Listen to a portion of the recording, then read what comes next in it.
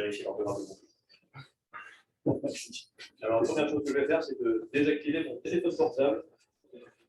N'hésitez pas à faire de même ceux qui sont dans la pièce. Bonjour à tous. J'ai le grand honneur d'inaugurer cette formation en donnant une vision générale, s'appuyant sur l'histoire de comment ça marche une civilisation et qu'est-ce qu'il est en train d'arriver à la nôtre. Donc, je parle donc effondrement des 4 cavaliers de notre apocalypse. On va parler histoire, on va parler économie, on va parler science. C'est un grand mélange de compétences.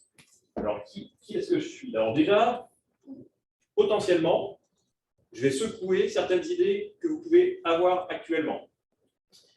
Je rappelle cette phrase de Romain Rolland, qu'il faut aimer la vérité plus que soi-même, mais son prochain plus que la vérité. C'est la base de ce que j'appellerais l'humilité. L'humilité, c'est chercher la vérité au service de son prochain pour, et quitte à remettre en cause ce que notre ego pense. Donc, on va passer à la suite. Donc, qui je suis? Bon, très rapidement. Moi, quand j'étais petit et qu'on me demandait plus faire quoi quand tu seras plus grand, alors les plus anciens d'entre vous se souviennent de cette affiche. Tu veux faire quoi quand tu seras plus grand? À 8 ans, je répondais, j'ai compris qu'il y avait une pénurie énergétique qui s'annonçait, qu'il y avait un gros potentiel sur l'énergie solaire, mais également que le rendement des panneaux solaires n'était pas bon. Donc, je vais être chercheur en physique pour inventer des panneaux solaires. Donc ça, c'était la réponse que je donnais à 8 ans, parce que sur mes trajets pour aller en vacances, j'avais vu tous les éléments qui permettaient de comprendre que toute notre civilisation était basée sur l'utilisation de l'énergie. On y reviendra dans un des slides. Au final, je ne l'ai pas fait parce que j'ai été déçu par le monde de la recherche quand je l'ai côtoyé. Je le regrette un petit peu maintenant. Mais quand je suis arrivé, à peu près au moment où j'arrivais dans la vie active, il y avait également un réseau social qui émergeait, qui était Facebook. Et j'ai commencé à vulgariser sur Facebook. Puis quelqu'un est venu me voir en me demandant, il y a Jean-Marc Jancovici qui fait des conférences et qui écrit des bouquins très intéressants sur l'environnement. Personne, mais il n'y a pas grand monde qui le connaît. J'aimerais me servir de Facebook pour le faire connaître. Est-ce que tu veux m'aider? Et donc, j'ai été le deuxième animateur de la page Facebook de Jean-Marc Jancovici, qui c'est l'inventeur du bilan carbone, pour ceux qui ne le connaîtraient pas. Il est membre du Haut Conseil pour le climat de Macron. Et de façon générale, c'est un vulgarisateur scientifique, c'est un ingénieur conseil sur les enjeux de l'environnement et l'énergie. J'ai également fait des séries de conférences sur les questions d'effondrement de civilisation, qui s'appelle Disrupt Apocalypse. Et je me suis retrouvé à être membre du comité scientifique de Time for the Planet.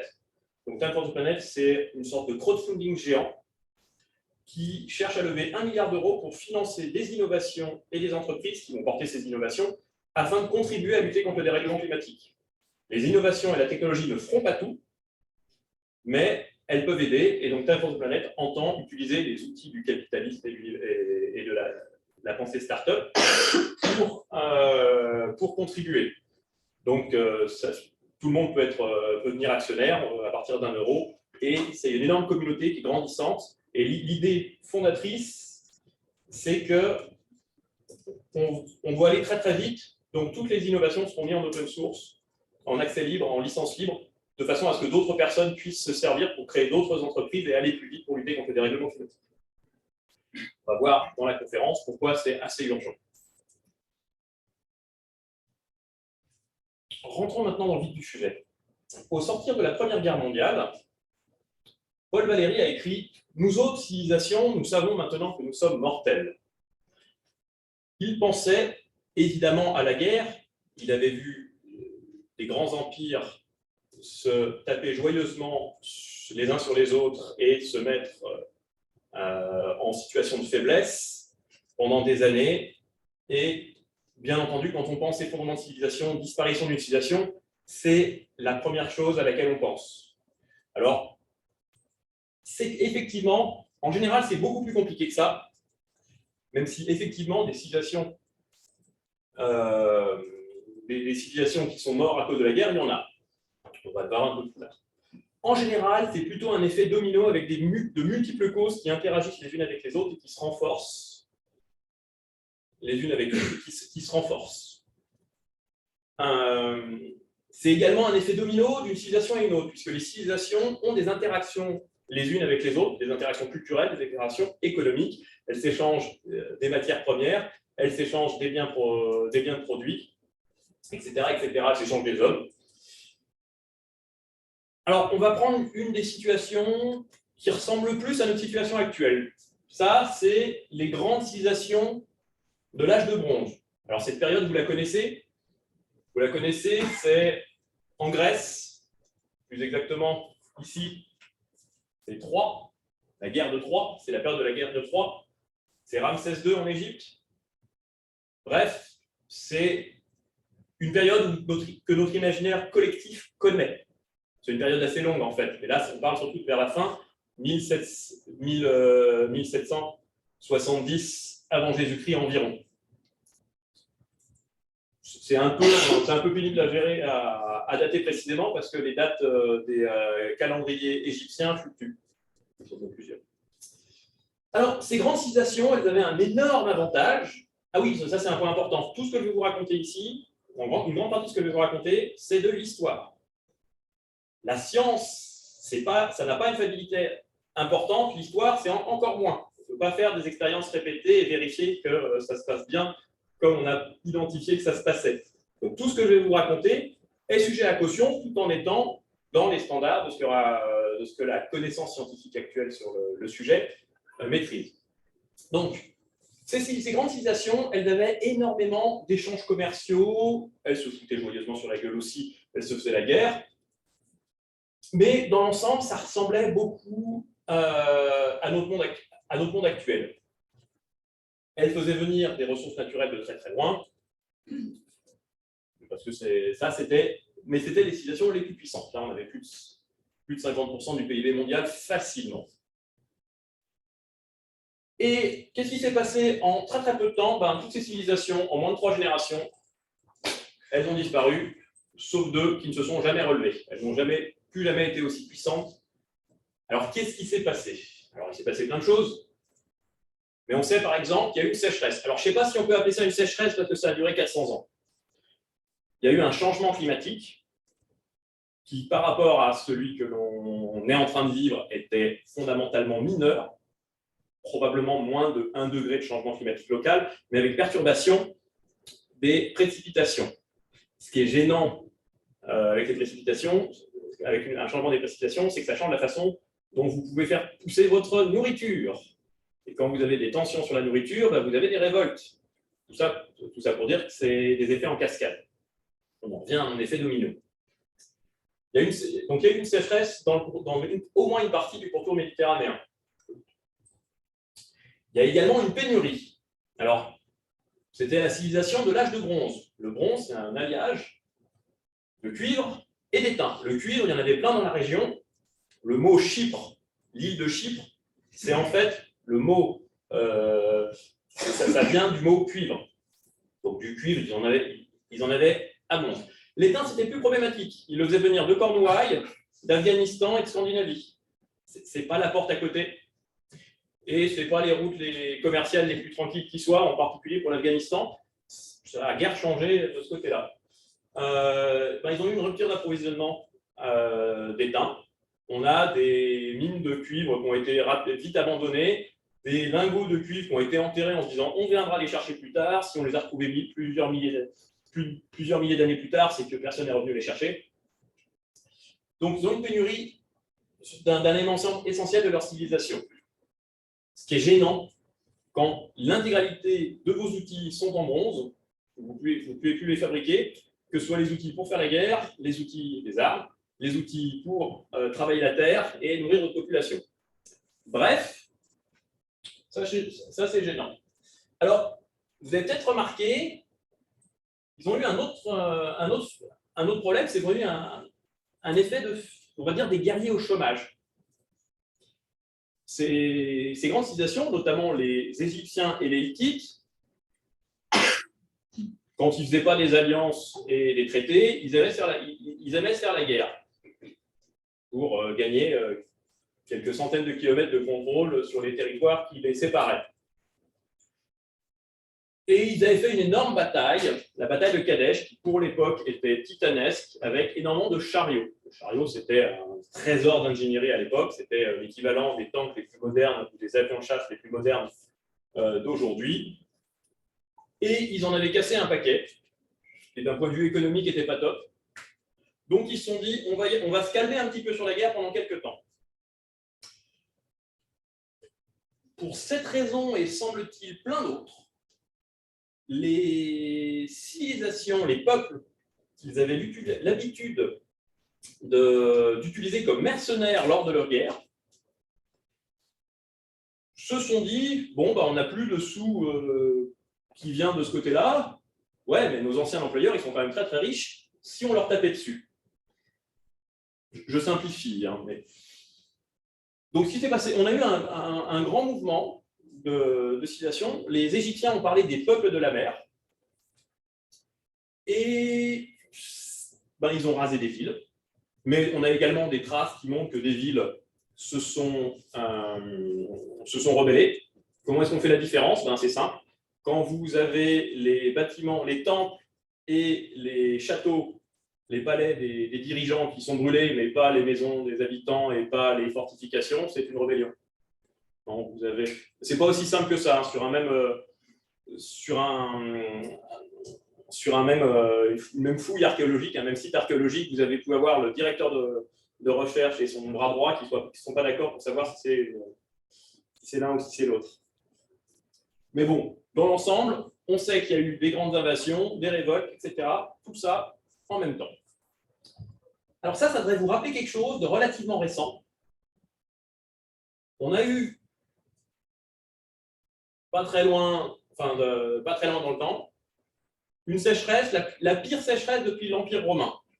Alors l'Empire romain, selon les estimations, c'est l'Empire romain que l'on imagine classiquement, ou l'Empire byzantin. Mais c'est au moins la pire sécheresse depuis 1000 ans. Selon certaines estimations, depuis 2000 ans. Et une pénurie, non pas d'étain, mais une pénurie de pétrole. Alors en l'occurrence, c'était un pays exportateur de pétrole qui a vu sa courbe, qui a passé ce qu'on appelle son pic de production de pétrole, au moment où il ne peut plus augmenter ses exportations de pétrole, parce que la géologie n'est pas d'accord. Non, moi, tu as tiré ce qui était le plus facile à tirer, maintenant, c'est de plus en plus dur. En même temps que sa consommation continue à augmenter, la courbe en vert, la production, c'est en rouge, les exportations qui chutent, le prix du pétrole n'était pas forcément élevé, donc il n'y avait pas énormément de revenus possibles grâce au pétrole. Ce qui est gênant quand on a une sécheresse sur son territoire, une sécheresse terrible, la pire sécheresse depuis 1000 ans, donc une année terrible, parce qu'on ne peut pas acheter du blé et du riz pour nourrir sa population, pour compenser sa production locale qui ne marche plus avec ces histoires de pic de production. Donc, cette civilisation, cet endroit, ils ont également un problème de guerriers au chômage. Ces guerriers au chômage, ce n'étaient pas les peuples de la mer, c'était l'armée de Saddam Hussein. On avait déboulonné Saddam Hussein, et ses statues aussi. Et ces soldats, notamment les officiers, se sont dit, tiens, si on allait, plutôt que d'être au chômage, si on essaie de se tailler un empire. Ça a donné Daesh et ISIS, vous aurez compris que je parle de la Syrie. La Syrie, c'est tout à fait documenté, c'est une conséquence notamment du dérèglement climatique, puisque la sécheresse dont je parle n'aurait jamais eu lieu sans le dérèglement climatique. Ce n'est pas la cause unique, il n'y a quasiment jamais de cause unique. Il y a également eu la pénurie de production de pétrole et les guerriers au chômage, et sans doute plein d'autres facteurs, y compris des facteurs culturels. Mais dans l'ensemble, vous voyez, les phénomènes, les mécanismes qui marchaient il y a plusieurs millénaires, qui étaient à l'œuvre il y a plusieurs millénaires dans les effondrements de civilisation, sont toujours à l'œuvre aujourd'hui. Il ne faut pas croire que nos technologies nous changent quoi que ce soit. Alors, pour ceux qui, si vous avez des questions sur ces points-là, vous pouvez les noter, pour ceux qui sont à distance, vous pouvez les noter sur un papier. Pour les autres, je n'ai pas mis deux images. Hop. On continue. Pour synthétiser, on va analyser les 4 types de raisons pour lesquelles une civilisation s'effondre. Pourquoi j'en ai pris 4 ? Parce que ça correspondait à une lecture assez simple de ce qu'on pouvait trouver dans les travaux de Jared Diamond, Eric H. Klein ou Kyle Harper. Donc ça, c'est des anthropologues et des historiens célèbres. Et accessoirement, parce que symboliquement, on retombait sur les 4 cavaliers de l'Apocalypse de la Bible. Comme ces mécanismes sont à l'œuvre depuis la nuit des temps, il ne serait pas surprenant que les 4 cavaliers de l'Apocalypse soient les conclusions des penseurs de l'époque. Donc on va rentrer dans le vif du sujet. Le cavalier rouge symbolise la guerre. Plus généralement, c'est surtout les interactions avec toutes les autres civilisations. Donc, bien entendu, les civilisations qui sont mortes à cause de la guerre, il y en a eu. Par exemple, on a eu Carthage qui a été rasé par l'Empire romain. Ils ont même mis du sel sur les champs pour pas que ça revienne. C'était très symbolique parce qu'après, ils ont replanté ces champs. Donc, ça existe. C'est au final assez rare, mais ça existe. Vous avez des civilisations qui se font pervertir par leurs voisins. Alors, une caricature actuelle, sur les 100 dernières années, on va dire, de civilisation qui se fait pervertir par ses voisins au point de ne plus être à même de perdurer longtemps, c'est les Inuits. Alors, le problème, c'est pas parce qu'ils boivent du Pepsi. Hein. Les Inuits, c'est une civilisation exceptionnelle qui est arrivée notamment vers le Groenland et qui était capable de chasser la baleine dans des canoës en peau de phoque, des kayaks en peau de phoque avec des harpons en os. C'est quand même vachement fort. Mais honnêtement, ça, ils ne savent plus faire. Hein. C'est tellement plus facile de chasser le phoque avec un fusil et une motoneige que l'on a acheté aux Américains. Ça, c'est une perversion par le contact avec les civilisations voisines. La civilisation actuelle des Inuits est beaucoup moins résiliente, voire n'existe plus, que ce qu'elle était par le passé.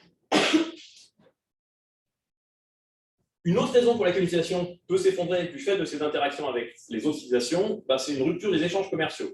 La caricature de ce phénomène, c'est les Nabatéens, la magnifique ville de Pétra dans le Jordanie en Jordanie. Les Jordaniens leur civilisation s'était installée dans le désert pour servir de relais aux caravanes. Ils avaient fait des installations magnifiques pour transporter l'eau sur des kilomètres. Dans le désert, il y a de l'eau, il n'y en a pas facilement. Et suite à des changements politiques, somme toute mineurs, et des changements climatiques, somme toute mineurs, les routes des caravanes se sont décalées vers le nord et vers l'oasis de Palmyre. La civilisation nabatéenne a disparu, elle n'avait plus de raison d'être. Ce genre de problème peut également survenir, notamment pour les civilisations qui sont isolées, qui ne voient pas souvent d'interaction avec les voisins, par exemple les îles du Pacifique. Les îles du Pacifique qui avaient des ressources essentielles à leur civilisation, arrivées par bateau de temps en temps de façon sporadique, il suffisait que le rythme diminue un petit peu et la civilisation périclitait. Donc, les questions de rupture d'échanges commerciaux, c'est en fait un problème in fine de ressources. Alors vous voyez sur la carte que j'ai choisie là, je vais parler de la civilisation européenne. J'aurais pu parler de la civilisation mondiale, mais c'était pénible. Comme on n'a pas d'interaction avec les extraterrestres, je n'aurais pas pu parler de ce cavalier-là. Donc là, je vais parler de la civilisation européenne. Petit topo sur comment ça marche, l'économie. Fondamentalement, on a des ressources naturelles, que j'ai symbolisées avec la Terre. Ces ressources naturelles, on les modifie avec du travail, symbolisé par la machine et un tout petit bonhomme. Pourquoi le bonhomme est tout petit et les machines très grosses? C'est parce que dans l'humanité actuelle, il y a 200 fois plus de travail fait par les machines que par les humains. Nous sommes une civilisation de 13 boutons. C'est plus nous qui bossons. En Europe, c'est beaucoup plus que 200. Hein. Ça, c'est à l'échelle planétaire. Vous avez tous, comme le dit Jean-Marc Jancovici, vous avez tous une armure d'Iron Man qui vous sert. Si au poignet, vous avez une montre ou un téléphone portable dans la poche, si vous avez un ordinateur, c'est parce qu'il y a des grosses excavatrices qui vont chercher des minerais, parce qu'il y a des laminoirs qui transforment ces minerais après moult travaux. Tout ça, c'est l'économie. On prend des ressources naturelles, on utilise de l'énergie pour les travailler, se transformer. Une partie de ce travail devient des biens ou des services qui nous sont utiles à nous. Une autre partie vient de la pollution, mais je ne vais pas compliquer le schéma. Et une autre partie devient ce qu'on appelle du capital. Le capital, c'est j'investis du travail aujourd'hui pour fabriquer un outil de production, un outil qui me rendra plus facile et plus efficace de produire demain. Ce bâtiment, c'est du capital. De façon complètement contre-intuitive, le tronc d'un arbre, c'est du capital. Il a utilisé de l'énergie que la photosynthèse lui fournissait pour produire un tronc d'arbre qui lui permet de capter plus de lumière demain. Il a augmenté son efficacité. Le capital, la notion de capital n'est pas une invention humaine, c'est une invention de la nature. Donc les gens qui cherchent à dire « le problème c'est le capital », ils sont en train d'essayer de lutter contre un mécanisme naturel du vivant. Ils n'ont plus de chance de gagner. Il faut se servir de ce qui marche. En revanche, le problème, c'est qu'aujourd'hui, on se sert du capital pour exploiter plus vite et plus rapidement, plus vite les ressources naturelles, tout en les défonçant. Mais ça, on va y revenir un peu plus tard. C'est parce que le problème, c'est ce que l'on fait de notre capital. Si j'isole un bâtiment pour pouvoir le chauffer avec moins d'énergie, c'est du capital. C'est du capital bon pour la planète. Si je fabrique une machine qui va exploiter plus rapidement des mines de charbon, des puits de gaz pour pouvoir chauffer une passoire énergétique, c'est aussi du capital. Ça, c'est un capital mauvais pour la planète. Et dans les deux cas, on a chauffé le bâtiment. Ouais, je ne suis pas sûr qu'il y aura des questions là-dessus. Donc, le lien entre l'énergie, qui est un cas particulier de ressources extraites du territoire, et le PIB est évident quand on regarde les données. La corrélation est de plus de 99%. Le PIB est directement lié à l'énergie que l'humanité, le PIB de l'humanité est directement lié à l'énergie que l'humanité consomme. Et ça marche pour tous les pays, en fait. Le ratio n'est pas le même partout, mais fondamentalement, la structure, le PIB dépend de l'énergie, c'est l'énergie qui fait le PIB. Vous pouvez anticiper le PIB mondial en regardant la disponibilité énergétique. Et il s'avère qu'en Europe, 40% de notre énergie, c'est du pétrole. Et le pétrole, il n'y en a quasiment pas en Europe. En Europe, plutôt de l'Ouest, je ne parle pas de la Russie. Et il s'avère donc ce pétrole, il est importé. Donc on se retrouve dans la situation de l'étain pour l'âge de bronze. Sauf que le problème, c'est qu'on n'est pas les seuls à vouloir du pétrole. Il y a les Chinois qui en veulent aussi et ils en veulent de plus en plus. Il n'y a pas que les Chinois d'ailleurs, les Vietnamiens aussi, l'Amérique du Sud. Tout le monde veut de plus en plus de pétrole. Sauf que du pétrole, à l'échelle planétaire, on arrive à ce qu'on appelle un pic de production. Plus exactement, le pic de production du pétrole conventionnel, c'était en 2006. C'était 2006-2008 selon les estimations. Et le pic de pétrole, tout pétrole confondu, y compris les pétroles non conventionnels, a priori, c'est maintenant. C'est maintenant, dans les années qui viennent. On le saura véritablement que quand on sera bien passé derrière. Mais ce qui veut dire qu'on va au mieux arriver à un plateau de production. En tout cas, il n'y aura pas de grande découverte de pétrole. Ce qui veut dire que la quantité de pétrole disponible sur la planète tout entière va au mieux être constante et que comme les autres en ont le plus, nous on en aura moins. La réalité, c'est qu'en Europe, ça fait déjà des années qu'on en a moins, qu'on en a de moins en moins. Et ça a contribué au chômage, ça a contribué à creuser des déficits pour les États. Donc, c'est extrêmement central. Si vous avez des questions, vous pouvez les noter. Donc, en termes d'interaction avec les voisins, pardon, je n'avais pas mis la guerre, parce que cette conférence a été faite avant que les Russes ne s'amusent en Ukraine. Fondamentalement, les Russes, on peut comparer, je fais un aparté très rapide, les Russes, on peut comparer leur attitude avec l'attitude des Assyriens, non pas à l'âge de bronze, mais à l'âge de fer. Les Assyriens, à l'âge de fer, ils avaient une tendance expansionniste parce qu'ils étaient entourés de voisins et de plaines très faciles à envahir. Ils se sont dit, tiens, on va aller taper sur nos voisins pour empêcher que les autres nous envahissent. Ben, ça, à long terme, ça ne marche pas. Hein. Vous faites des ennemis, et les ennemis, ça a tendance à vouloir se venger. Donc, la stratégie actuelle de la Russie, quand je dis actuelle, ça date depuis au moins Pierre le Grand, donc ça commence à dater, c'est à long terme une stratégie perdante. C'est je me fais des adversaires parce que j'ai peur qu'on m'envahisse, alors je vais chercher les montagnes pour me protéger. Donc là, ils essayent d'envahir l'Ukraine pour aller chercher la montagne qui est derrière. Ça veut dire qu'ils voudront également aller chercher la Pologne, qu'ils voudront également aller chercher la Lituanie, Lettonie et l'Estonie, et sans doute la Finlande. Plus compliqué pour la Finlande qui rentre dans l'OTAN. Tout ça, c'est une logique de je cherche à me protéger des invasions extérieures et je le fais de façon agressive, ce qui crée de la tension. Enfin bref, c'est un schéma archaïque qui a marché, mais qui avait le défaut de créer des ennemis. Donc la guerre pour l'Europe, c'est pas trop menaçant quand même, parce que d'un point de vue économique, la Russie n'a pas les reins assez solides pour aller envahir l'Europe. Et puis de toute façon, l'Europe, c'est pas intéressant, il n'y a pas de ressources naturelles dedans, et ça a une population vieillissante. Ça n'a aucun intérêt à être envahi. Donc la guerre pour l'Europe, ce n'est pas vraiment une question. Il n'y aura pas d'effondrement de civilisation à cause de la guerre. Hop. Enfin, normalement.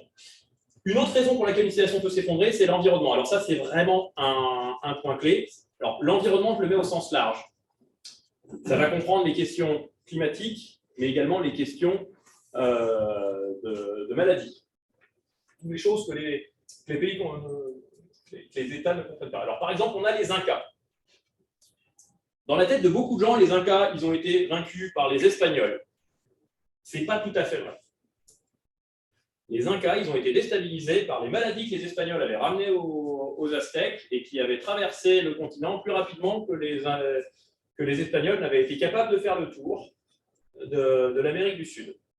Quand Pizarro est arrivé dans l'Empire Inca, le précédent empereur venait de mourir de la variole, probablement, et ses deux fils, qui étaient notoirement moins compétents que lui, étaient en train de se taper sur la gueule pour le contrôle de l'Empire. Sans ce soutien bactériologique contre lequel eux, ils étaient immunisés, les Espagnols, jamais une poignée d'hommes aurait été capable de faire tomber un empire gigantesque à son apogée. Après, les deux ont joué. Hein, le fait qu'il y ait des soldats espagnols pour fédérer les tensions au sein de l'Empire et dire et taper dessus, a joué. Mais ils ont surtout farmé, ils ont surtout utilisé les effets du chaos que les maladies avaient créé. Des exemples de civilisations affaiblies, en tout cas par la maladie, on en a plein, hein, ne serait-ce que l'Empire romain. On en parle un peu plus tard. Une autre civilisation dans le même coin, mais pas à la même époque, qui s'est effondrée, c'est les Mayas. Alors les Mayas, ils sont très très forts. Ils se sont au moins effondrés 3 fois. Mais ce qui est génial, c'est qu'ils se sont relevés plusieurs fois, et les Mayas, il y en a encore. La langue maya est encore parlée, le quechua. Mais quand on parle de l'effondrement maya, on parle principalement de celui qui s'est passé à peu près en même temps qu'il y avait Charlemagne en Europe, au IXe siècle. Ils se sont pris fondamentalement à un petit changement climatique, mis en place de phénomènes El Niño. Alors, je ne suis pas sûr de mon coup pour le coup, mais semble-t-il, la région est devenue plus sèche. Et en même temps, alors ce n'est pas un phénomène environnemental, c'est plus un phénomène de ressources. La région est devenue plus sèche et ils étaient en tension sur leurs ressources naturelles et le bois. C'était des petits États indépendants qui se faisaient la guerre et qui se tapaient les uns les autres, un petit peu à l'image des cités grecques de la période classique. On parle d'une baisse de population de 80% à peu près. Il faut que je retrouve les sources, parce que c'est très très dur d'estimer la population dans le passé. on fait des estimations à la louche avec les déchets alimentaires qu'on trouve, les feux les centres que l'on mesure des feux. Mais on peut partir du principe qu'on a 80% de population en moins en quelques générations, encore une fois. Tout ça pour une question d'un changement local de température de l'ordre du demi-degré. Un demi-degré, 80% de population en moins, obligé de migrer sur 3000 km. Ça, c'est l'ordre de grandeur qu'il faut avoir.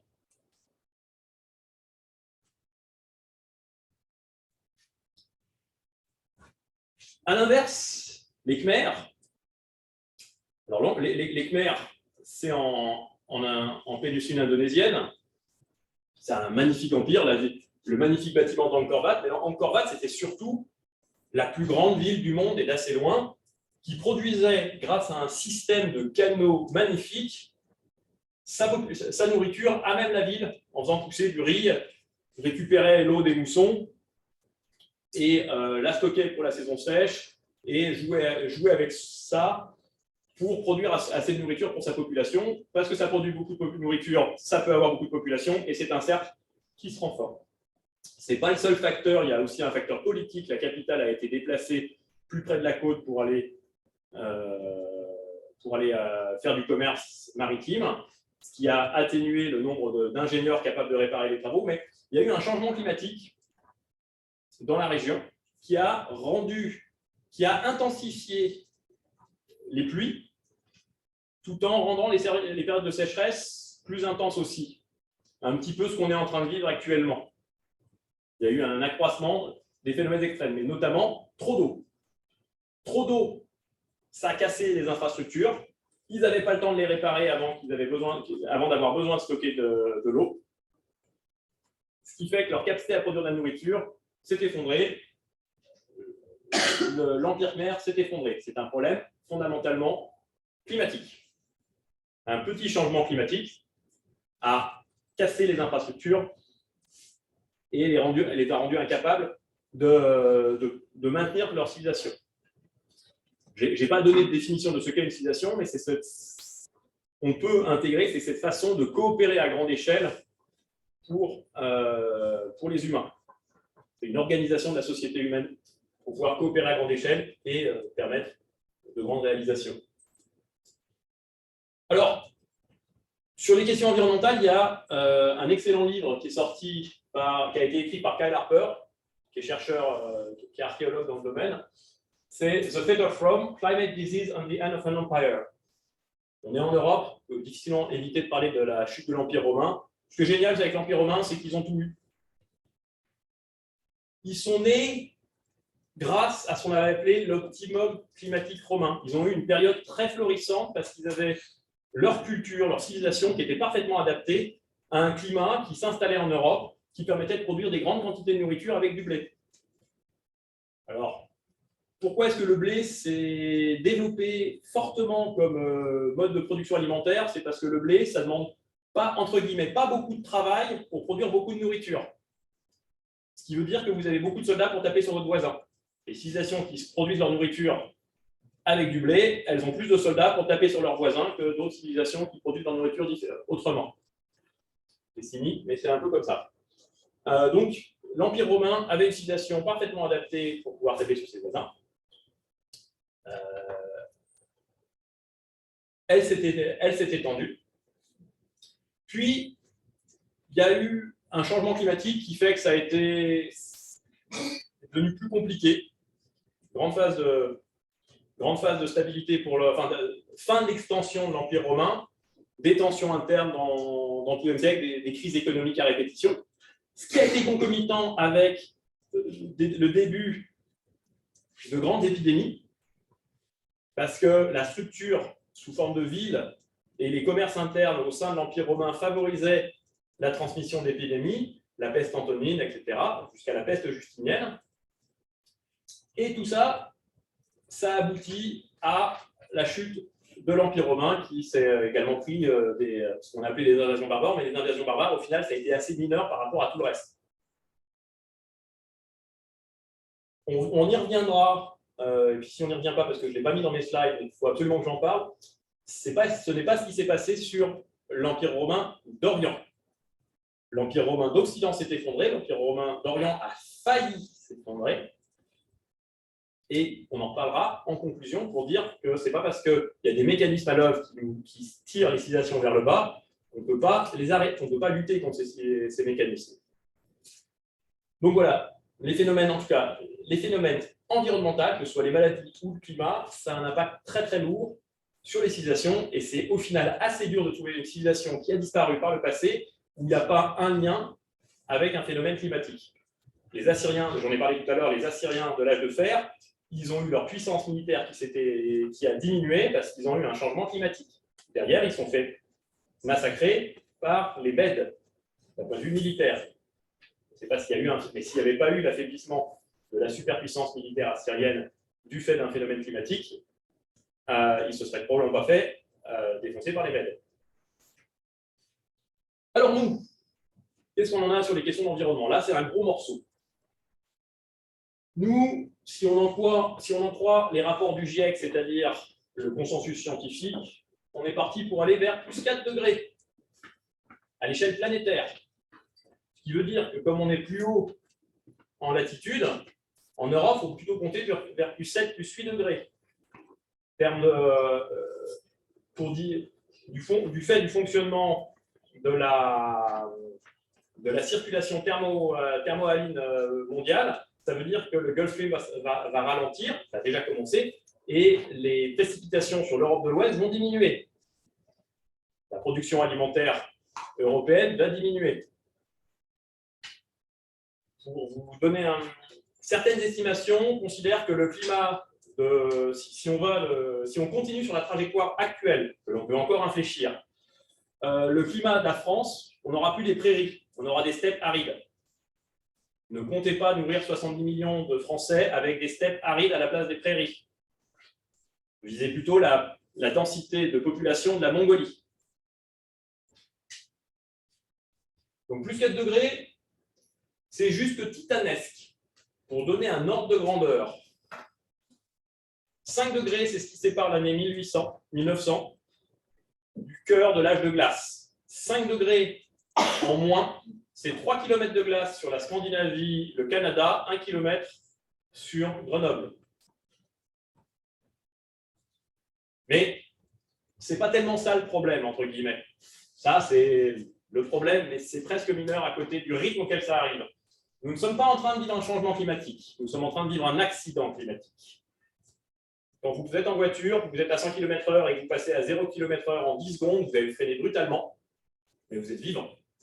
Quand vous le faites en un dixième de seconde, vous êtes mort. Le changement climatique actuel est plus de 80 fois plus rapide que le changement climatique qui a fait sortir la planète Terre de la dernière glaciation. 80 fois plus rapide. La dernière glaciation a fait la sortie de la dernière glaciation, le changement climatique, la brutalité du changement climatique avait déjà fait disparaître de nombreuses espèces. Aidé par Homo sapiens, qui est aussi une espèce invasive. Donc, Néandertal s'est pris changement climatique et Homo sapiens en même temps sur la tête. Néandertal n'a pas résisté, si ce n'est en copulant avec son envahisseur. Donc, vous avez tous du Néandertal en vous. Mais donc là, le vrai problème, c'est le rythme du changement. Les écosystèmes, les espèces, les civilisations auront du mal à s'adapter à un changement beaucoup trop brutal. Tout ça, ça va être du boulot d'ingénieur. Hein. Le boulot d'un ingénieur, c'est d'être capable de se projeter dans le futur et d'anticiper les problèmes. Ce qui est compliqué là, c'est qu'il faut arriver à transmettre cet état d'esprit au reste de la société. Bon, les ingénieurs, ils font ce qu'ils peuvent, mais ils ne font pas de miracle. Mais on a un problème de vitesse du changement. On a un problème de biodiversité. Ça, je n'ai pas mis l'exemple de civilisations qui sont effondrées à cause d'un problème de biodiversité, mais c'est le cas. Sur les 30 dernières années, en Europe, on a 70% des insectes qui ont disparu. Alors, j'ai illustré ça avec les abeilles parce que c'est l'image d'épinal qu'on a, mais en fait, c'est un très, très mauvais exemple. Les abeilles domestiques, comme le nom l'indique, ce sont des abeilles domestiques. Et il y a plein d'apiculteurs qui essayent de les protéger. Et en fait, des abeilles domestiques, on en pose, on en met plein. Ce sont surtout les pollinisateurs sauvages qui sont menacés. Et elles sont menacées par plein de phénomènes. Nos pratiques agricoles, le fait d'avoir les champs avec la même plante à perte de vue. Si vous mangez toujours les mêmes aliments tout le temps, vous allez avoir des carences alimentaires. C'est pareil pour les insectes. Donc, quand on fait des champs à perte de vue avec la même plante, on leur file des carences alimentaires. Il y a également, mais ce n'est vraiment pas le seul facteur, les produits chimiques qu'on met dedans, etc. Toujours est-il que les insectes qui sont sur Terre depuis des centaines de millions d'années, la population sont en train de s'effondrer. Ça a des impacts sur les populations d'oiseaux. Dans la même période, on a perdu 30%. Sachant que dans le même temps, on a également fait des massacres sur les populations d'amphibiens. Enfin bref, il y a tout le vivant qui est en train de s'effondrer. À tel point que de nombreux chercheurs du domaine considèrent qu'on est en cours d'une 6e extinction de masse. Le rythme actuel de disparition d'espèces, selon les estimations, c'est entre 100 et 1000 fois plus rapide que le rythme normal. Alors, ce n'est pas nouveau, hein, Homo sapiens est apparu, il a inventé la sagaie, ce qui lui a permis de taper sur des grosses bestioles. Et à partir du moment où Homo sapiens a été capable de tuer plus gros et plus puissant que lui, il y a plein d'espèces qui sont mises à disparaître en même temps que Homo sapiens se répandait. Mais ça s'accélère. En tout cas, ça s'accélérait jusqu'à récemment. Donc, il y a un vrai enjeu. Si on perd la biodiversité, ça va créer plein de problèmes en cascade, notamment si on perd les insectes pollinisateurs, nos plantes à fleurs ne seront plus pollinisées. Il faudra les faire. Ils ont commencé à le faire en Chine. Ils ont pris des pinceaux pour polliniser leurs plantes. Autant dire qu'il y a moins d'êtres humains capables de travailler à être des ingénieurs ou des professeurs si on est obligé de prendre des pinceaux pour aller avoir de la nourriture et aller polliniser au pinceau. Donc en fait, on est complètement dépendant, encore une fois, de la biodiversité sur plein de domaines. Un autre problème climatique, toujours sur la biodiversité en fait, c'est ce qui se passe dans les océans. Entre la montée en température des océans et l'acidification, on a les récifs coralliens qui meurent, notamment. En une seule année, 2016-2017, on a perdu 25-30% de la grande barrière de corail en une seule année. Les estimations du GIEC nous disent que si on va au-dessus de 3 degrés, on aura une quasi-extinction totale des coraux mondiaux. Alors, quasi-extinction totale, ça ne veut pas dire on en aura 99% qui mourront. Il y a peut-être des coraux qui ont évolué en mer Rouge, qui survivront parce qu'ils sont adaptés à des plus grandes variations de température et des plus grandes températures, et ils finiront par coloniser le reste du monde quand les humains seront morts. Alors ça, c'est problématique. Ce n'est pas uniquement problématique pour le tourisme australien, parce que si les coraux meurent, c'est beaucoup moins beau quand c'est blanc que quand c'est plein de couleurs. Mais le vrai problème, c'est que les coraux, c'est l'endroit où une grande partie des poissons vont faire leurs petits. C'est essentiel à l'ensemble des écosystèmes marins. Vous avez plusieurs milliards d'êtres humains qui dépendent directement de la pêche et des récifs coralliens pour leurs protéines. Donc, si vous tuez les coraux, vous tuez ces humains, grosso modo.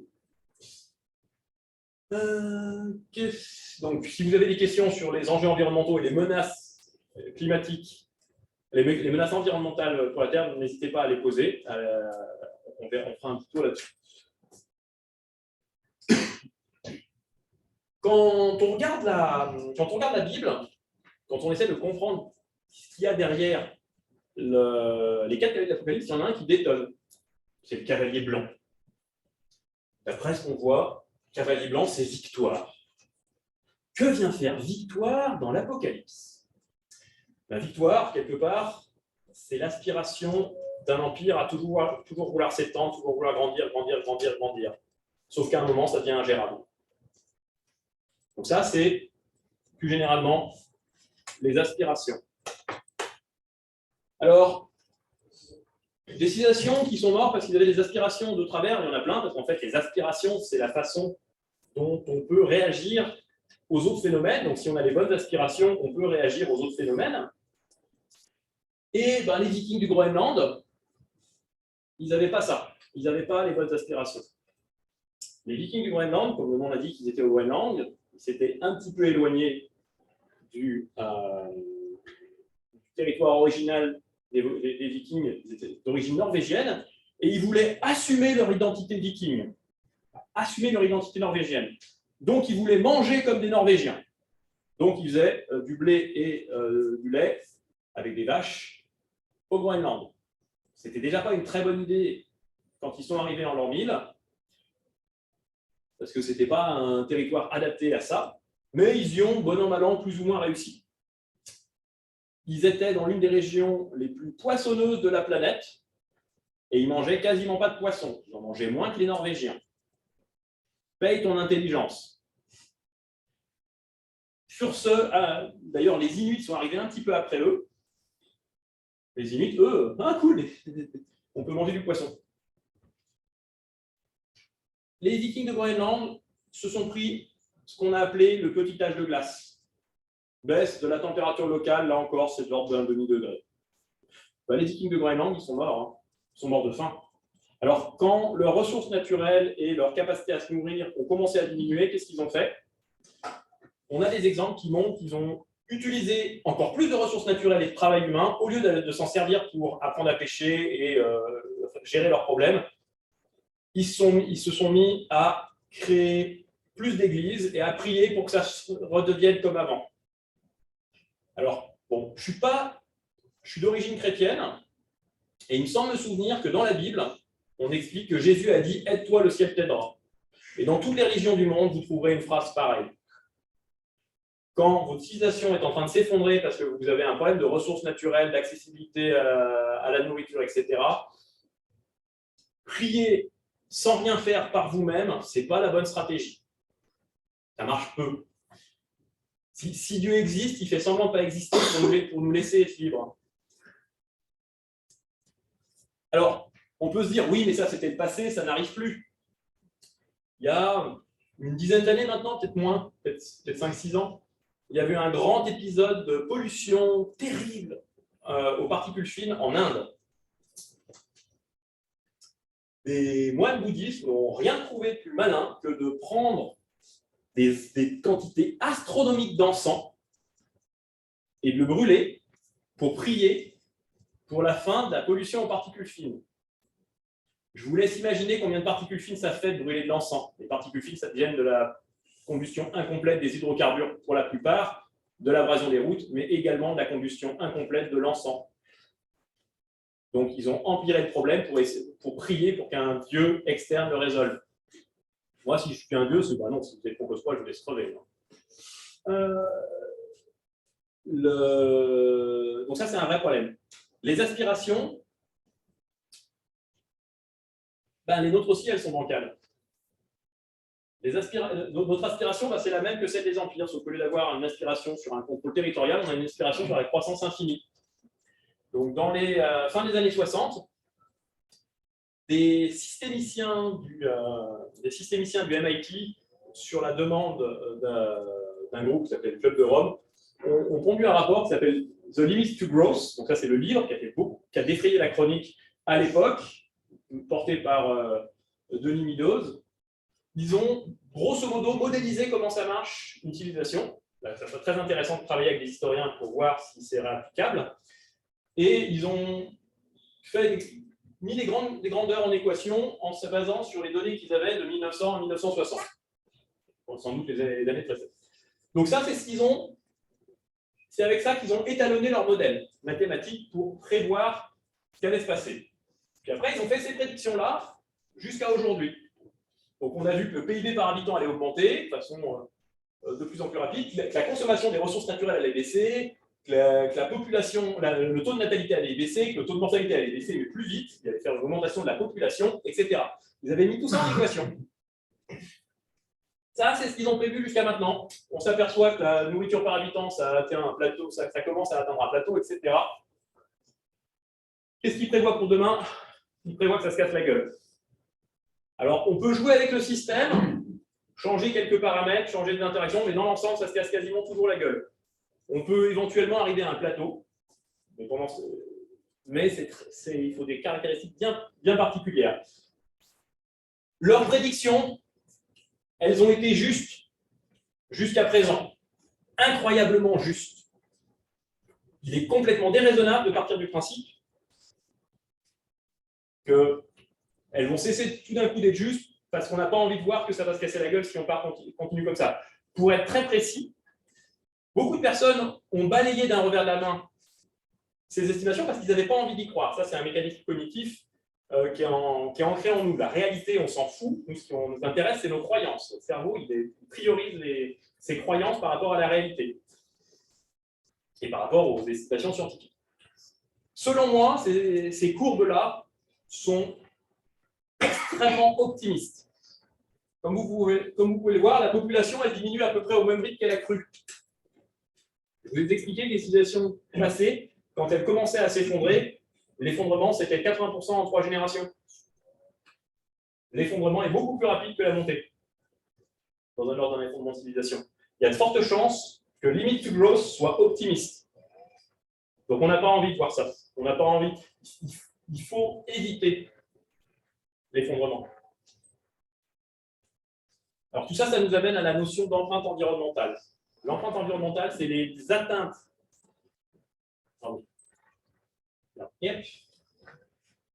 L'empreinte environnementale, c'est les atteintes à l'environnement de l'humanité divisées par ce que la nature peut encaisser, ce qu'on appelle la biocapacité. Ce qui est très intéressant là-dessus, c'est qu'on peut jouer sur les deux termes de la fraction. On peut réduire les atteintes de l'humanité à l'environnement, on peut réduire la pollution, on peut réduire les dégâts qu'on fait, mais on peut également améliorer la biocapacité de la Terre. J'ai un ami qui a fondé une association qui va planter des arbres dans le désert, apprendre aux populations locales à produire des forêts nourricières en permaculture. Ce faisant, il fait augmenter les précipitations au niveau local, il remplit les nappes phréatiques et il transforme des terres arides et non fertiles en forêts nourricières capables de nourrir ces populations. Il fait ça pour le prix d'un repas au resto en Europe. Une personne sera nourrie toute sa vie par les arbres qu'il a plantés pour le prix d'un seul repas au resto en France. Ça donne envie de tiens, je ne vais pas au resto, je vais sauver la vie d'une personne pour plusieurs générations, parce que l'arbre il survivra à plusieurs générations. Ça, on peut également le faire dans la mer. Enfin bref, on a des leviers. Quand on réfléchit à ces questions en termes d'empreinte environnementale, comment est-ce que je réduis les dégâts qu'on fait à la planète? Comment est-ce que j'améliore ce que la planète peut nous faire? C'est un travail d'ingénieur, tout ça. Donc, si vous avez des questions là encore, vous pouvez les noter.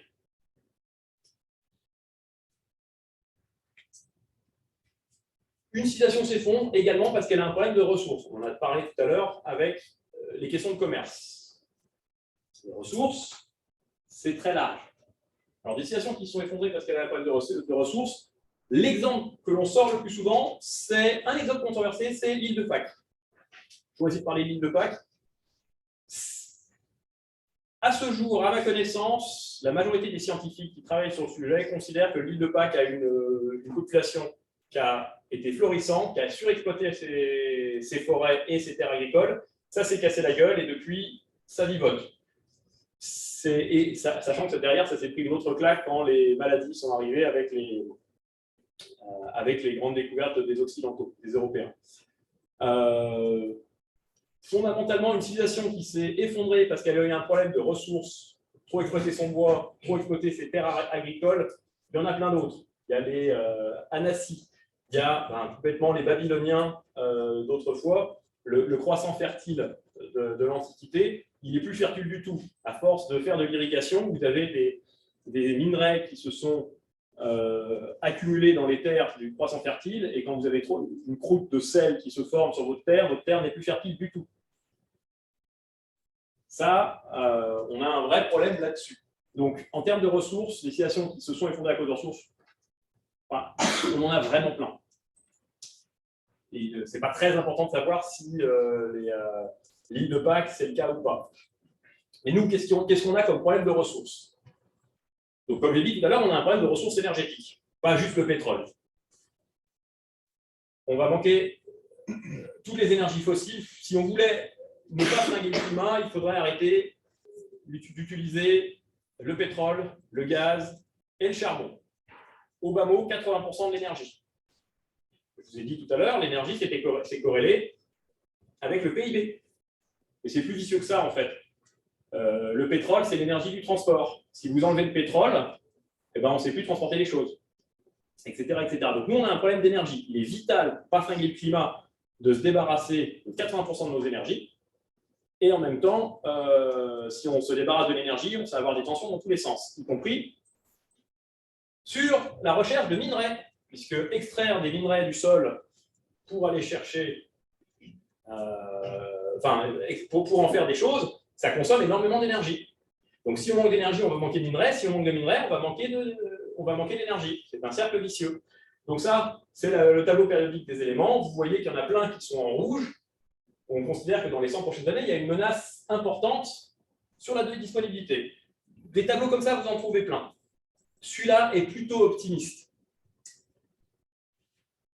Il y a plein, comme le cuivre, la transition énergétique que l'on nous promet est énormément basée sur l'électrification des usages, des transports, de l'industrie, etc. Donc ça va consommer beaucoup plus de cuivre.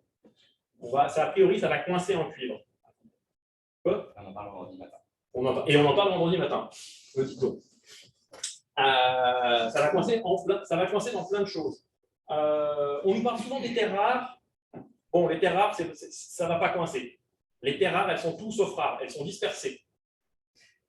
Ce qui fait que ça consomme énormément d'énergie de les extraire. Ce qui fait que ça va coincer en terres rares. Ce n'est pas parce qu'il y a un problème de terres rares, c'est parce que c'est très polluant de les extraire et qu'on n'a pas envie de le faire chez nous et que ça consomme énormément d'énergie. Mais en revanche, il y a plein de choses pour lesquelles ça va coincer. Par exemple, le phosphate. Le phosphate, on en a besoin dans nos engrais. Le potassium, on en a besoin dans nos engrais. Alors, on va en avoir un avant-goût là grâce à Poutine, puisque le principal exportateur de phosphate et de potassium pour les engrais, c'est la Russie. Donc, comme la guerre en Ukraine va nous montrer ce que c'est qu'un monde qui commence à avoir des pénuries sur ces minéraux. C'est bien, ça va nous aider à anticiper, parce qu'on n'est pas capable de le faire sinon. C'est un problème qu'on ne soit pas capable de le faire sinon, c'est un problème d'aspiration. Donc, ça, je vous invite vraiment à regarder ça. C'est un point essentiel dans l'enseignement de l'ingénierie. C'est d'ailleurs pour ça qu'on va en parler vendredi. Il faut absolument apprendre à faire autant avec moins. Pendant des années, le capital, l'avancée technologique, c'était je fais de plus en plus vite et de plus en plus efficace. De plus en plus vite. Il faut faire de plus en plus efficace. Je vais faire la même chose avec de moins en moins de matière. Ça permet de réduire. On a un autre problème, c'est sur les sols agricoles. Alors, ça vaut ce que ça vaut, il y a des gens qui l'interprètent, mais de façon générale, on a une baisse constatée de la productivité des sols sur la planète, et notamment en Europe, si on ne rajoute pas des engrais. On rajoute de plus en plus d'intrants chimiques, que ce soit des engrais, des pesticides, des herbicides, des fongicides, de plus en plus en nombre, pas en quantité. On en met des différents, parce qu'on comprend de mieux en mieux comment ça marche un sol. Si on ne faisait pas ça, la productivité chuterait. Il y a des membres de la FAO, il faut que je creuse plus en profondeur le point, mais il y a des membres de la FAO qui ont estimé qu'il y a 7-8 ans maintenant, qu'au rythme de dégradation actuel, dans 60 ans, il n'y aurait plus de terre arable. Alors je traduis pour parler, dans 60 ans, on ne peut plus du tout faire à manger. Ce qui veut dire qu'en partant du principe que c'est une baisse linéaire, ça veut dire que dans 30 ans, il y en a 2 fois moins. Ça veut dire qu'on se fout sur la gueule pour bouffer bien avant ça. Il faut avoir conscience de ça. Alors, ça, il est évident que les prolongements tendanciels, ça ne marche pas comme ça. Quand on commencera à avoir des tensions sur la nourriture, on arrêtera de vendre des terres agricoles pour construire des banlieues dortoirs. On concentrera les humains et on gardera les meilleures terres agricoles d'Europe sur lesquelles on a... Les meilleures terres agricoles d'Europe, on a construit la défense dessus.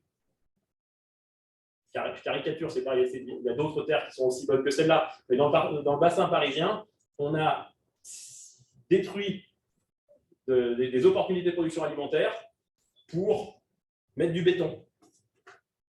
Quand vous construisez une maison individuelle, chaque mètre carré de maison, c'est 7 mètres carrés de route. On a un problème d'étalement urbain. C'est l'une des raisons pour laquelle on perd des sols. Une autre raison, c'est les avancées des déserts, le changement climatique. Une autre raison, c'est qu'on les saccage en mettant des intrants chimiques qui déstabilisent le fonctionnement du sol. Une autre raison, c'est parce qu'on ne fait pas les bonnes rotations des cultures. Il y a énormément de choses à faire sur repenser notre agriculture. C'est urgent. J'ai eu la chance de faire cette conférence à l'École nationale supérieure d'agronomie de Toulouse.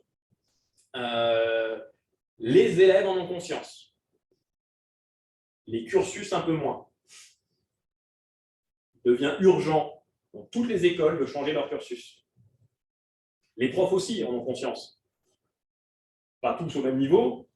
Les élèves sont souvent plus en avance que les élèves, que les profs sur ces questions. C'est vraiment un sujet clé. Alors, encore une fois, si vous avez des questions, notez-les, on arrive bientôt à la fin. Comme vous pouvez le voir, la civilisation et notamment notre civilisation, la situation n'est pas brillante et ne promet pas vraiment joie et bonheur pour l'avenir. Mais en même temps, entre guillemets, je vais dire, coup de bol, ça commence à se voir. Un facteur clé, parce que tous ces phénomènes, ils ont une énorme inertie. Ce qui fait que nos cerveaux, qui sont prévus pour réagir aux menaces immédiates, ont tendance à ne pas les anticiper. La science, la connaissance nous dit qu'il faut le faire, mais on n'écoute pas la science pour choisir nos actions de tous les jours. Mais quand des millions de personnes de par le monde ont vu des koalas brûler, ça les a touchés au cœur. 30% des koalas qui sont morts en un seul incendie, c'est beaucoup. Ça a eu un énorme impact sur les prises de conscience environnementales planétaires. Et ça n'a pas encore eu d'impact sur nos modes de vie, mais ça a changé notre vision du monde. Maintenant, il faut se mettre en action et agir. Alors, ce qui est génial, c'est qu'on a des exemples dans le passé où une prise de conscience soudaine a sauvé une civilisation. Ces images, bon, c'est de la triche, hein, ça doit être un truc numérique, c'est une reconstitution d'un incendie très célèbre qui s'est passé à Tokyo. À l'époque, ça s'appelait Edo, dans l'ère Tokugawa. Alors, l'ère Tokugawa, c'était le début de l'apogée du Japon. Les Japonais s'étaient unifiés sous le shogunat. Ils étaient en train de devenir très très forts et ils se faisaient des jolis châteaux en bois, ils se faisaient des jolies villes en bois. Enfin bref, ils consommaient à max leur forêt. Et ça dégradait petit à petit la fertilité des sols, l'environnement, ça changeait le climat, etc. Mais ils ne s'en rendaient pas compte parce qu'ils le faisaient lentement. Puis, entre guillemets, coup de bol, ils ont eu un gigantesque incendie à cause d'un ouragan dans la ville de Tokyo, enfin d'Edo. Et ils ont dû la réparer. Ce faisant, ils ont rasé plein de forêts pour le faire. Ça allait plus vite que d'habitude. Et en le faisant plus vite que d'habitude, ils se sont rendus compte de tous les problèmes que ça faisait. Là, il y a eu une action top-down. Le shogun impose au peuple de gérer mieux les forêts. On estime, ça vaut ce que ça vaut, qu'à l'époque, il y avait 25% du territoire japonais qui était couvert de forêts.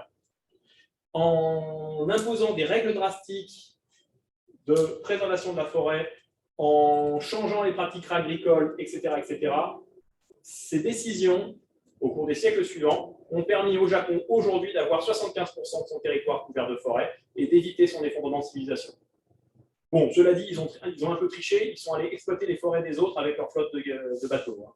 Mais ça, nous, on ne peut pas le faire. On n'a pas de vaisseaux spatiaux capables d'aller exploiter les planètes voisines. On n'a pas beaucoup de ressources.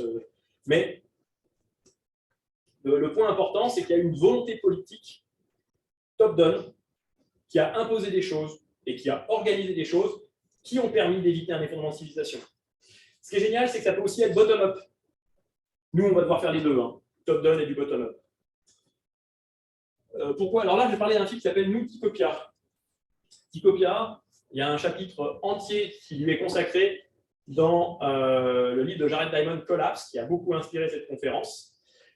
C'est une petite île du Pacifique qui a toutes les emmerdes du monde, sauf qu'ils ont fait une civilisation qui est extrêmement sale avec des aspirations extrêmement saines. Ils ont une aspiration à la stabilité de la population sur leur île parce qu'ils savent que s'ils dépassent un certain seuil, ils vont surexploiter les ressources de l'île et disparaître. Ils ont changé leur forêt et toute leur forêt. En période de disette, ils peuvent aller manger la forêt. Ils ont organisé, ils étaient dans une culture qui valorisait énormément le statut social de ceux qui mangent de la viande et en particulier ceux qui mangeaient du porc. Mais ils se sont aperçus que sur leur île, les porcs détruisaient les écosystèmes et allaient finir par faire disparaître toutes les terres agricoles, toutes les terres arables. Ils ont décidé collégialement de tuer tous les porcs d'un coup. Plus jamais il y aura de porc, on ne mangera pas de porc sur cette île. C'est une décision, a priori, on n'en est jamais sûr, c'est une décision bottom-up. Ça n'aurait pas pu être imposé par le haut. Ils ont changé leur culture, ils ont changé leurs aspirations, ils ont changé leurs habitudes alimentaires pour répondre aux enjeux environnementaux à la liste. Là, ça a marché. Et l'île de Tikoka, c'est l'une des civilisations les plus stables de la planète. Et si des exemples comme ça, il y en a d'autres. Donc ça veut dire qu'on peut agir. Mais pour agir, il faut avoir conscience des problèmes. Si on n'a pas conscience des problèmes, si on n'apprend pas du passé, si on ne regarde pas comment ça meurt une civilisation, on avance les yeux fermés dans un champ de mines. Et on a très peu de chances de s'en tirer si on ne regarde pas. Alors que si on sait comment ça marche, si on regarde à l'avance, enfin, c'est tout con, hein, mais c'est un métier d'ingénieur. Hein. On regarde comment ça marche pour faire comme il faut. Donc, si on veut éviter la catastrophe, il faut aller vers la vérité qui dérange et éviter le mensonge qui rassure. Il faut que je trouve une autre image, elle pixelise énormément celle-là. Donc, c'est pour ça que c'est important de modifier, j'en profite, hein, mais c'est pour ça que c'est important de modifier les cursus scolaires pour parler des vérités qui dérangent. Nos cerveaux n'aiment pas être mis dans une position inconfortable. On fait tout pour l'éviter. Il y a la façon intelligente de l'éviter. Ça, c'est la conférence que je fais demain. Ça. C'est la façon intelligente de l'éviter, c'est j'agis de la situation inconfortable, c'est j'agis pour éviter pour lutter contre le problème. La façon idiote, c'est je me mets la tête dans le sable et je refuse de regarder le problème. Ce qui ne marche pas d'ailleurs sur les questions environnementales. Donc, on a besoin de vous en tant qu'individu. On a plusieurs choses à changer. Donc, je le fais très rapidement. Hein, il n'a plus envie. Il faut changer la façon dont on fait de la politique. Ça, vous pouvez le faire en vous impliquant vous-même dans des partis politiques, en faisant du lobbying auprès de vos élus locaux comme nationaux, etc. etc. Point important, il faut que les élus soient formés. Tant que les élus sont incompétents, ils prendront des décisions idiotes. Ce n'est pas parce qu'ils sont idiots, c'est parce qu'ils sont incompétents. Il faut changer les individus. Sensiblement la même chose. Les individus, vous en êtes un. Si on regarde, il y a plus la majeure partie de la réduction des émissions de CO2 qui vient de nos décisions individuelles. Du jour au lendemain, vous réduisez votre quantité de viande que vous mangez, vous réduisez significativement les émissions de CO2 de votre bilan carbone personnel. Demain, vous arrêtez de prendre la voiture pour faire des trajets moins de 15 km, vous réduisez significativement votre empreinte carbone. Pour donner des exemples comme ça, à la campagne, je ne parle même pas des citadins, hein. La majorité des Français sont citadins. 75% des trajets pour un citadin font moins de 15 km et sont faits en voiture.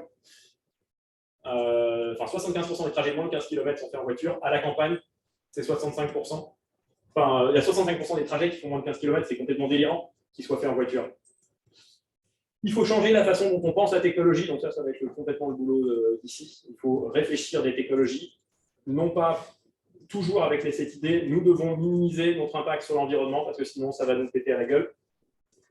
Il faut consommer moins de ressources, moins abîmer. Et il faut changer l'économie. Et ça, l'économie, on est en plein dedans. On change l'économie aussi bien en changeant nos achats qu'en influant, discutant, échangeant avec les entreprises. Puisque les entreprises, les gens qui dirigent les entreprises, que ce soit les actionnaires ou les dirigeants, ce sont aussi des individus, vous les côtoyez, il y a un effet mimétique. Bref, il faut changer la société tout entière. Ce qui est génial, c'est que l'histoire nous prouve que c'est faisable. Je ne vous ai pas parlé d'une très grande réussite sur un changement de la société tout entière, l'Empire romain d'Orient. J'en ai rapidement glissé un mot. L'Empire romain était en train de s'effondrer. l'un des meilleurs empereurs, toutes civilisations confondues, de tous les temps, a attiré autour de lui une Dream Team. Et ils ont changé la façon dont on collecte les impôts, le code civil, le code napoléonien qu'on utilise en France actuellement n'est qu'une copie un peu améliorée, un peu revue au bout du jour, du code civil que Justinien et sa Dream Team ont mis en place en Empire romain. Ils ont fait perdurer la civilisation romaine 1000 ans de plus. C'est énorme. Une civilisation qui dure 200 ans, c'est déjà une belle réussite. Donc, vous voyez, en prenant les bonnes mesures, en changeant les choses de la bonne façon, ça a un effet durable et efficace. Il n'y a plus qu'à. Hein. Donc, moi, je suis, comme je disais tout à l'heure, je suis membre de Time for the Planet qui veut agir sur le côté innovation. Et je suis cofondateur de MUSH, qui est une ONG où on s'entraide les uns les autres à adopter les bons comportements et à sensibiliser autour de nous. On se donne les moyens pour sensibiliser. Je forme des personnes à faire ces conférences, etc. etc. Donc voilà, je suis à peu près sûr que j'ai débordé. Mais Paul, dis-moi, on a combien de temps pour les questions? A priori, la compte d'après, c'est 10 heures, mais je pense qu'on peut prendre peut-être 10 minutes de rab, on va plus dessus éventuellement. Alors, est-ce que vous avez des questions? Alors, il n'y a rien du tout, je crois. C'est surprenant, d'habitude, il y en a plein. Peut-être que vous êtes très, très informé. Ouais. Un micro rappel sur le téléphone. D'accord. C'est bon, là, voilà.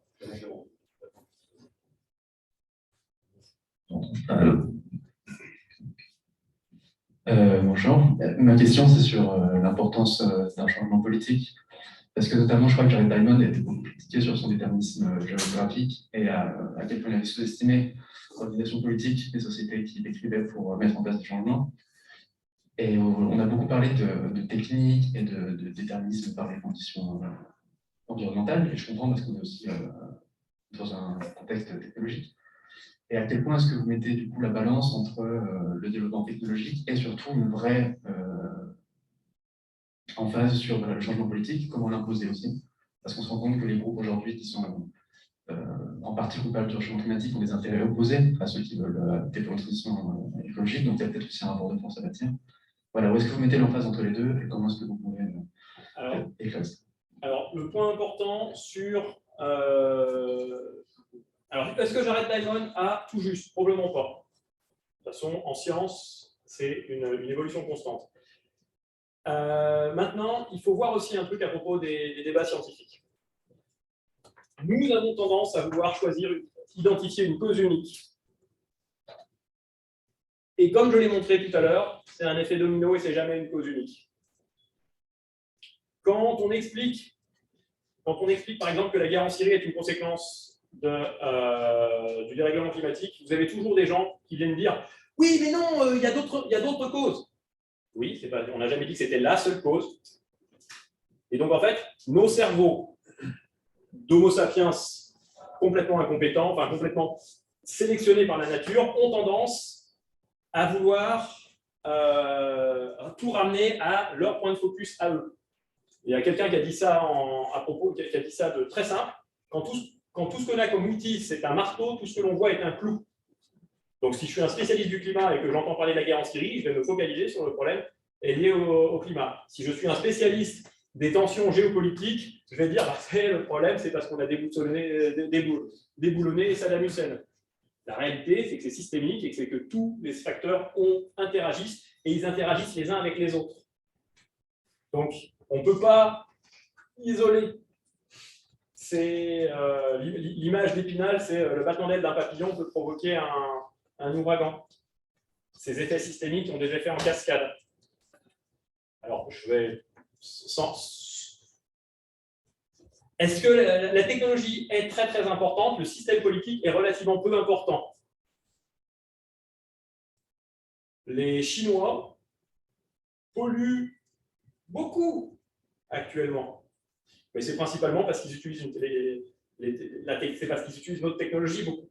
Et le fait qu'ils soient en démocratie ou pas a au final peu d'impact.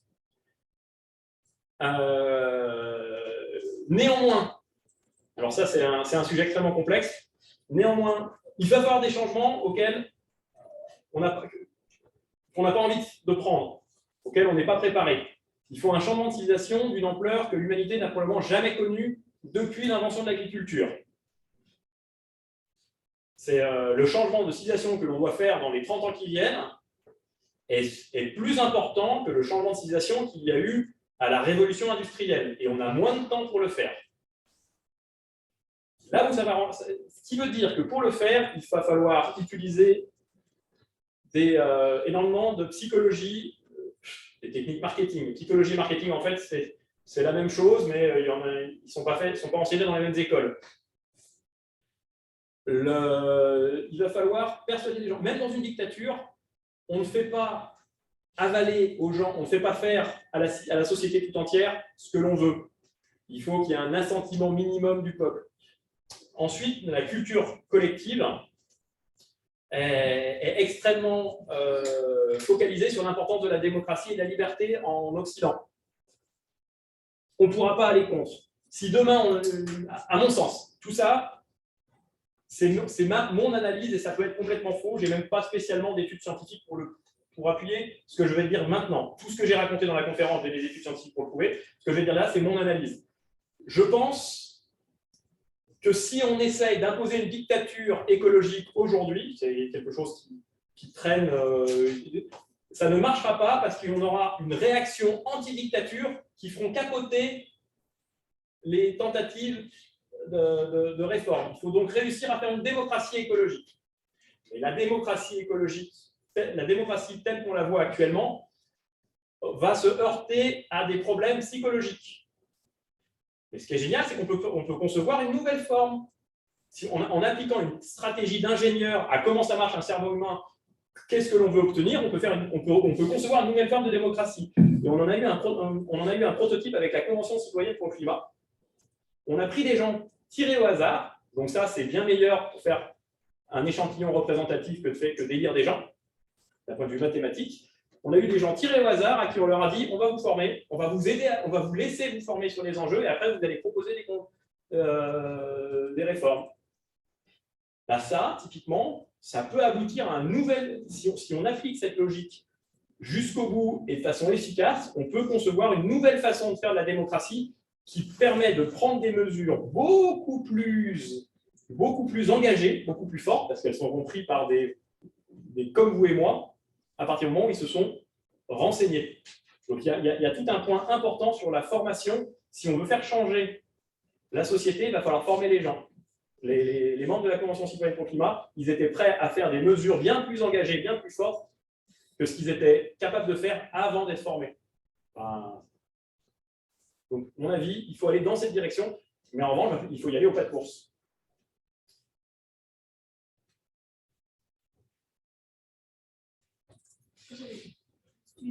Une réflexion plutôt, parce que vous parlez. Je parlais un peu plus fort pour le micro. C'est juste une réflexion. Je pense que vous avez beaucoup parlé de changement, et je suis tout à fait d'accord. Mais pour moi, le changement, il a peut-être en ligne de mire un but. Et là, je trouve qu'on est plus, d'après ce que vous nous présentez, et d'après ce que je comprends, dans une problématique où en fait, on ne sait pas quel est notre but pour l'instant, si ce n'est amoindrir, puisqu'on est dans une inertie qu'on va devoir à chaque fois renouveler en fait nos modèles. Et du coup, je me posais la question de me dire, mais en fait, on va devoir apprendre à s'adapter constamment. C'est le but.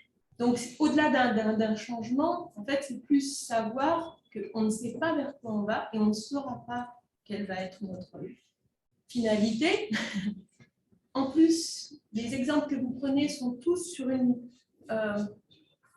des civilisations qui sont sur une possibilité de localisation, en fait. Et là, on est dans un changement totalement global. On ne sait pas quelles vont être les interactions au niveau local, parce qu'en fait, en réalité, c'est beaucoup plus vaste.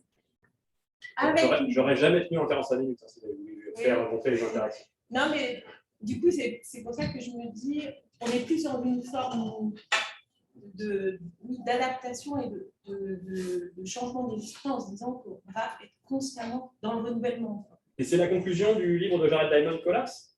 Alors malheureusement, il n'a pas fait il n'a pas structuré son livre comme j'aurais voulu qu'on le fasse. Il n'a pas donné les solutions de façon très très claire dans un chapitre bien résumé. C'est un petit peu dilué dans les derniers chapitres.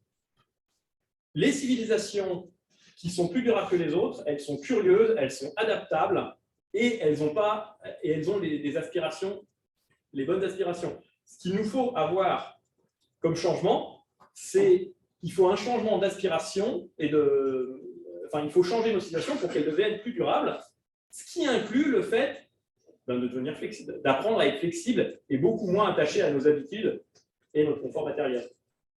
Mais ce n'est pas une absence de but de vouloir être adaptable. C'est un but.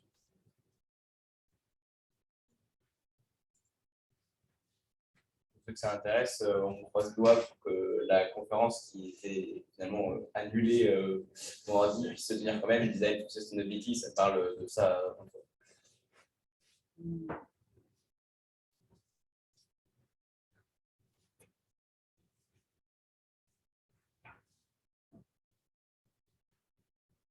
Alors, bon, s'il n'y a pas de questions, je vais rebondir sur le point des interactions.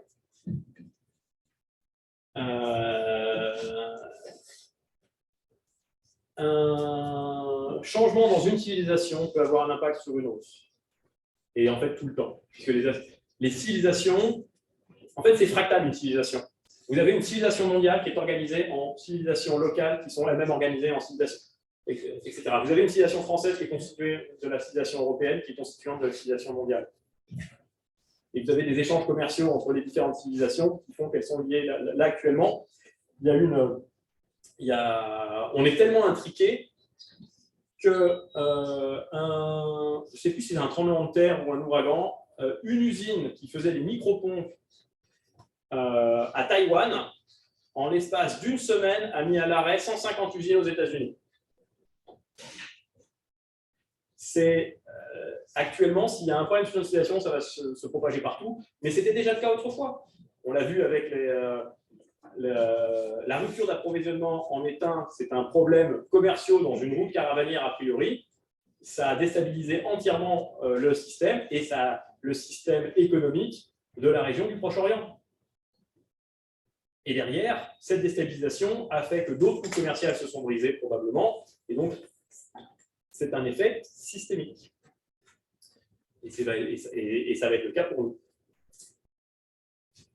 Pour rebondir sur cet effet interaction, on voit très bien en quoi le côté néfaste des interactions peuvent faire tuer tout le monde à la chaîne en effet domino.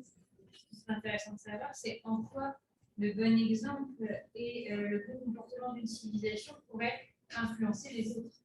Et ça, j'ai l'impression que la réponse elle est beaucoup moins évidente. Alors ça, c'est pourquoi est-ce que je suis tellement impliqué en France sur ces sujets? Pourquoi je parle en France? La France est, depuis des siècles probablement, l'une des civilisations les plus influentes de la planète sur les autres. Notre culture rayonne, un choix structurel de nos civilisations, c'est une conséquence de l'histoire. Notre culture rayonne et on a, dans les classements soft power, on est dans le top 2. Sous Trump, on avait doublé les États-Unis. Dans l'ensemble, on peut dire qu'on est dans le top 3 en termes de soft power. C'est-à-dire que si la France devient plus vertueuse environnementalement parlant, ça va être limité. En revanche, ça marche malheureusement dans les deux sommes. Nous sommes des animaux sociaux. Ça va être énormément le cœur de la deuxième conférence que je fais demain sur l'éco-anxiété. Nous sommes des animaux sociaux. Si on commence à adopter des comportements vertueux, les autres vont nous les imiter. Mais le problème, c'est que si les autres adoptent des comportements pas vertueux, on a tendance à se conformer au comportement du groupe. Parce que nous avons adopté, comment dire, dans l'évolution, nous avons été sélectionnés pour considérer que l'appartenance à un groupe était l'élément central de notre survie et notre capacité à nous produire. Donc, nous voulons appartenir à un groupe. Et c'est ancré en nous. Donc, nous allons reproduire les comportements des groupes auxquels on a envie d'appartenir. Parce que sinon, notre inconscient nous dit, si tu ne le fais pas, tu vas crever. Ce qui fait qu'on adopte des comportements qui nous tuent dans l'espoir de survivre. Ce qui est complètement absurde. Notre cerveau n'est pas rationnel. Mais effectivement, si on commence à adopter les bons comportements, bah, ça peut tout changer et ça peut aller beaucoup plus vite que ce qu'on pense. Et d'ailleurs, la culture est un élément, la culture, et donc c'est un élément central de la civilisation, c'est une réponse adaptative pour une espèce qui se reproduit relativement lentement. Homo sapiens change sa culture au lieu de changer son génome. Les insectes vont changer leur génome pour répondre à un changement climatique. Et il y aura une pression de sélection sur. Nous, on ne se reproduit pas assez vite pour réagir, mais en revanche, on peut mettre un vêtement. Donc la culture peut aller très vite, ça sert à ça la culture. Ça sert à ça, mais en même temps, c'est aussi basé sur ça n'existe que parce qu'il y a une reproduction des comportements. Mais bon, ça fait 40 ans qu'on sait qu'on doit changer, facile. On n'a toujours pas changé, mais peut-être que maintenant, c'est le moment où ça va basculer. En tout cas, il faut l'espérer. J'ai une dernière petite remarque. Le terme de civilisation, il est choisi pour quelle raison? Est-ce que c'est une raison historique, parce que ce n'est pas le terme que j'avais utilisé au premier abord, j'aurais parlé de société. Civilisation, ça me fait penser à des Roland, des choix un peu simples sur les dernières élections présidentielles, par exemple. Est-ce que c'est vraiment justifié d'avoir ce terme de civilisation, ou c'est juste un terme comme ça? Oui, c'est justifié et il y a plusieurs raisons. L'une de ces raisons est marketing. Quand je dis civilisation, les gens savent que je vais parler d'histoire. Si j'utilisais société, sachant que la société, l'organisation des sociétés humaines, déjà c'est plus flou, c'est quoi la frontière d'une société? C'est déjà flou de savoir c'est quoi la frontière d'une civilisation. Société, c'est encore plus flou. Le problème, c'est que société, c'est également utilisé pour décrire entreprise. Or, je parle également d'économie. Donc, si j'utilisais le terme société à la place de civilisation, j'aurais créé une confusion. Ensuite, ça me permet justement d'aller aborder ces personnes qui sont effrayées par la peur de l'autre et qui sont persuadés que notre civilisation est en danger parce que les autres vont nous envahir, en leur disant non, vous avez bien raison, notre civilisation est effectivement en danger, mais pas à cause des autres, à cause des conneries qu'on fait. Et donc, ça me permet justement de toucher les personnes que je n'aurais pas touchées. L'histoire et le terme civilisation sont un levier pour me permettre d'aller toucher des personnes que je n'aurais pas parlé, que je n'aurais pas touché si je leur avais dit je vais vous parler d'environnement et de comment il faut changer nos comportements. Voilà, c'est Est-ce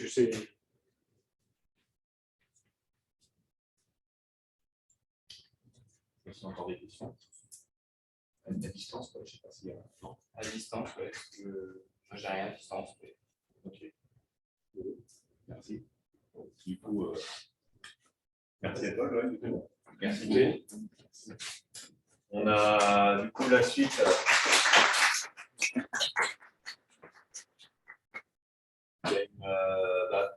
Il y a une petite pause, le temps d'installer la deuxième conférence de 10 heures. Donc voilà, on reste du buffet de ce matin et on réenchaîne vers 10 heures. Et puis les petits questionnaires du coup qu'on nous a transmis, quand vous avez rempli, mettez-les nous sur les tables à l'avant, comme ça. Ouais, top. Quoi? Tu veux avoir une feuille en plus? Thomas avec les ânes. Il lève la main un petit peu. Il arrête le zoom. Ah, le zoom.